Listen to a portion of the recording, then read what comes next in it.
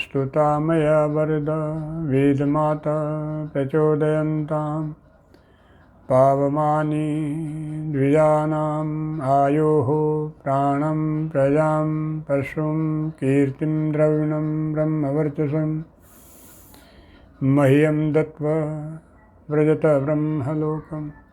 हे प्रभु, मैंने मन में उत्साह उत्पन्न करने वाली, द्विजों को पवित्र करने वाली और श्रेष्ठ ज्ञान देने वाली वेद माता की स्तुति की है।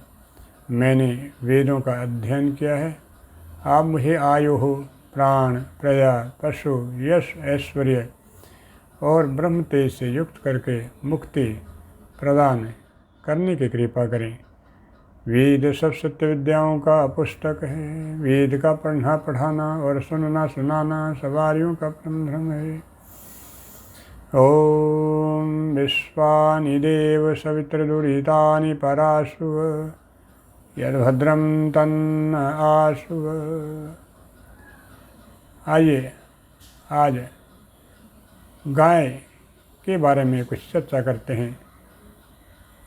वेदों में गाय की बहुत महिमा गाई गई है। कहा गया है कि इसमें 33 देवता निवास करते हैं। 33 प्रकार के देवता से गौ में निवास करते हैं। अनेक मंत्र वेदों में आते हैं जहाँ पर गऊ का बड़ा महत्व बताया गया है।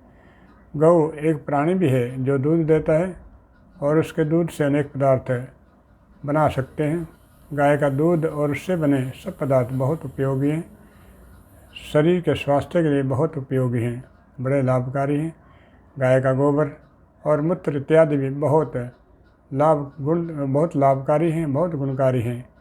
कृषि में इनका विशेष अगर प्रयोग किया जाए तो उत्तम प्रकार का पैदा होता है। पूर्व काल में ऐसा किया जाता रहा है, तभी लोग स्वस्थ और हृष्ट-पुष्ट रहते थे। आज के समय में गाय इत्यादि पशु सब का अभाव हो चुका है। परिणाम स्वरूप अन्य इत्यादि सब विकारों से ग्रस्त हो चुके हैं, क्योंकि उनमें कृत्रिम खाद बहुत मात्रा में डाला जाता है। लेकिन वेदों में गौ के बारे में बहुत कहा गया है कि गौ के बिना व्यक्ति का जीवन संभव नहीं है। अनेक मंत्र वेदों में आते हैं, जैसे माता रुद्राणाम दुहिता वसुनाम स्वस आदित्यानाम अमृतस्य नाभि के गाय। इस गाय के अंदर 33 प्रकार के देवताओं का निवास है और कहा गया है कि मनुष्य तो इस गाय को मत मार, ये मारने योग्य नहीं है, इसका वध मत कर।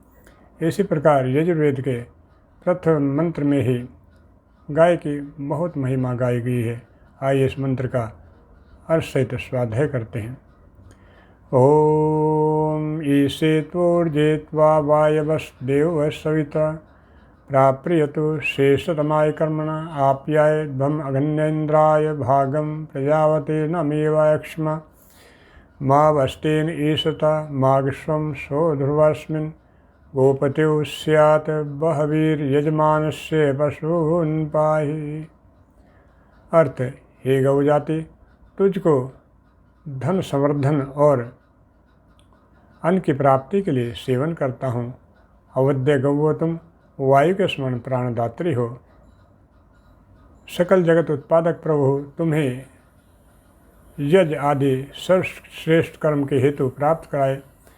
सुंदर बछड़ों वाले तुम रोग रहित, भय रहित और तपेदिक आदि रोगों से रहित हो। ऐसे कोई चोर व डाकू तुम्हारा मालिक ना होए, कोई पापी भी तुम्हारा स्वामी ना बने।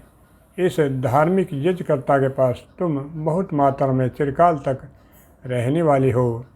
हे परमेश्वर, हम यजकर्ताओं के पशुओं की रक्षा कीजिए। तो इस मंत्र में कितनी सुंदर बातें गाय के बारे में कही गई है। और विशेष बात ये भी कही गई है कि जहाँ इससे धन का संवर्धन होता है, अन्न की प्राप्ति में भी ये, क्योंकि गाय से जो बछड़े उत्पन्न होते हैं वो हल इत्यादि में जोते जाते हैं और वो अनुत्पत्ति में बड़े सहायक होते हैं। आज के ज़माने में तो मशीनरी का युग आ गया है, लेकिन प्राचीन काल में ऐसा होता रहा है। तो धन का संवर्धन और अन्न की प्राप्ति के लिए गौ का बहुत महत्व है। तो कहा कि सर्वश्रेष्ठ कर्म यज्ञ आदि में इसकी बड़ी भूमिका है, क्योंकि यज्ञ को करने के लिए पवित्र घृत चाहिए, वो गाय के दूध से उत्पन्न होता है। इसलिए सर्वश्रेष्ठ कर्मों के करने में भी गौ का बड़ा महत्वपूर्ण स्थान है। आगे फिर कहा गया कि कोई चोर और डाकू तुम्हारा स्वामी ना बने, कोई पापी भी तुम्हारा मालिक ना बने। अर्थात गौ पालन करने वाला सब प्रकार के बुरे कामों से छोड़कर अच्छे कर्मों से युक्त हो जाता है। एक बड़ा पुण्य कार्य है गाय के पालन करना। तो इस प्रकार इस वेद मंत्र में गाय के महिमा को गाया गया है। ये यजुर्वेद का पहला ही मंत्र है। इति वेद स्वाध्याय। ओम सर्वेभ्यो नमः।